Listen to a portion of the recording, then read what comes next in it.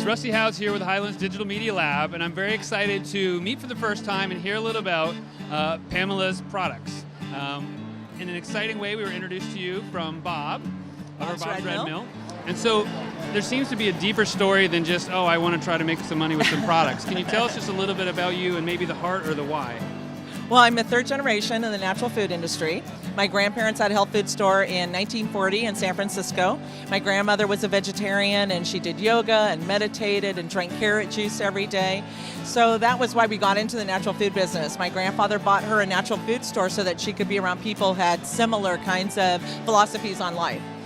In the back of the natural food store, there was a little bakery, and they would actually make all different kinds of baked goods. And in the 1940s, you went to the health food stores to find alternative foods. So if you wanted salt-free foods, or you wanted alternative sugars like honey-sweetened foods, even gluten-free foods, raw milk, that kind of thing, you had to go to a natural food store because grocery stores certainly didn't cater to that. So we actually had horrible tasting gluten-free products way back in 1940.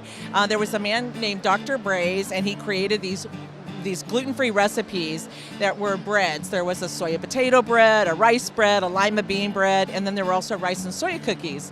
And they were really awful tasting. But they felt that there were so few people that cared or needed to have gluten-free products, that there's enough on the market, let them be happy. There's, that'll satisfy those three people that have to eat this product. So now, 30 years later, in the 70s, when I was a teenager, I was a cookie packer for my dad, and we were still making, and there I was wrapping those same rice and soya cookies that they'd been making since the 1940s, and we still had those Dr. Braze breads. And I was a food person. I love food. I wanted food to taste great. So I'd ask my dad, who eats this stuff? This is so awful. My dad's like, let them be happy. There's a couple of people. Let them be happy. There's something on the market for those people. There's only 3 people that have gluten intolerance. Right? But for me, it wasn't fair. If you had a gluten intolerance or if you had celiac and this was your plight in life to have to eat this stuff, I just didn't think that was fair. So it became a challenge for me. Could I make something that actually tasted good and that was also wheat and gluten-free? So I started doing this about 23 years ago, in 1988. I left the family business and started Pamela's Products. And in the old days, as I like to call it, 23 years ago, the retailers responded really favorably to my products. They kept saying, these are really great cookies. We love these cookies. We want to put these cookies in the store. And I'd say, oh, and they're wheat and they're gluten-free too. And they'd say, well, we don't care about that. Nobody cares about that. But they taste great. And they're all natural, and they were made with really clean ingredients.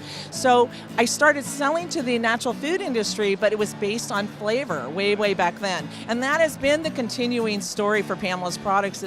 That's what we do first and foremost, is we want to put out products on the market that really taste great. They're made with wholesome ingredients, but also accommodate somebody who has a special dietary need.